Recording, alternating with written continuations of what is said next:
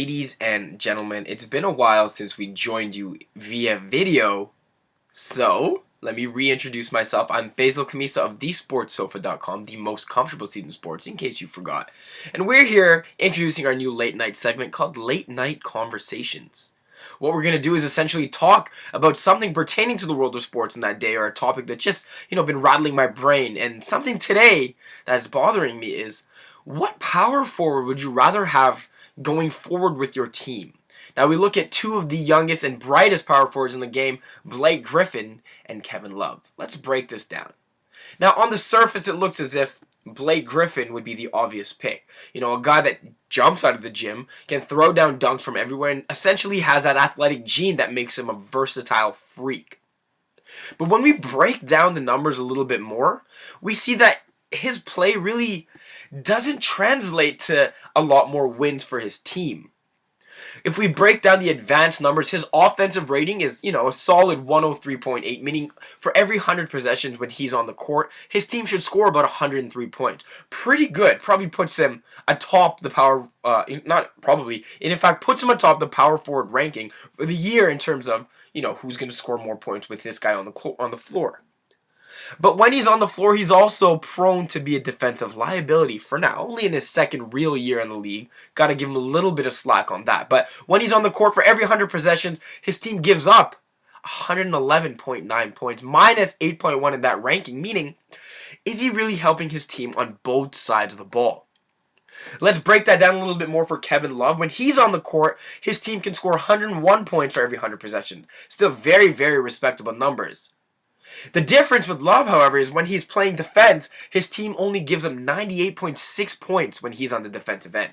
A little bit more compelling than Blake Griffin in terms of defense, and something that really makes you think a little bit more.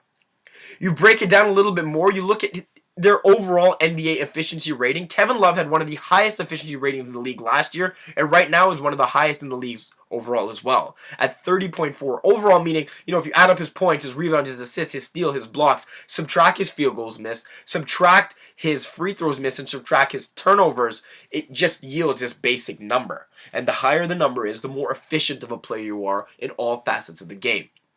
A 30 is incredible. On the contrary, Blake Griffin has a 25.25 efficiency, still extremely, extremely respectable, still up there amongst the leagues, in fact, second amongst power forwards. Higher than Dirk Nowitzki, higher than Zach Randolph. So both, of course, are very good players. But who really makes their team a lot better? Now, Blake Griffin, again, is a guy that roams around the court with the luxury of a Chris Paul. He maybe has to do less defensively as well because Chris Paul will block some point guards from even getting in the lane. Offensively, of course, he thrives off lob city, lob city, lob city. That's all we've been hearing in these first six, so games of the season. Kevin Love is a guy who just gets in the right spot every single time, whether it be for an offensive rebound or defensive rebound. Now, you look at Kevin Love's offensive rebound rate. Percentage of offensive rebounds grabbed by a player during his time on the court leads the league at 16.5 rebounds when he's on the court. Just ridiculous. Ridiculous. And his defensive rebound rate, a stellar 26.6. Contrary to Blake Griffin, 11.5 on offensive and 20.2 defensive. So it slips a little bit. And, this is where Blake Griffin starts to go further down the power forward chart.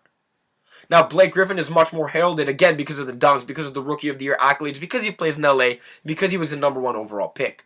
Kevin Love, a guy that many deemed a project when he came into the NBA because he was not refined, because he didn't have the tools, and because many thought he just really wasn't athletic.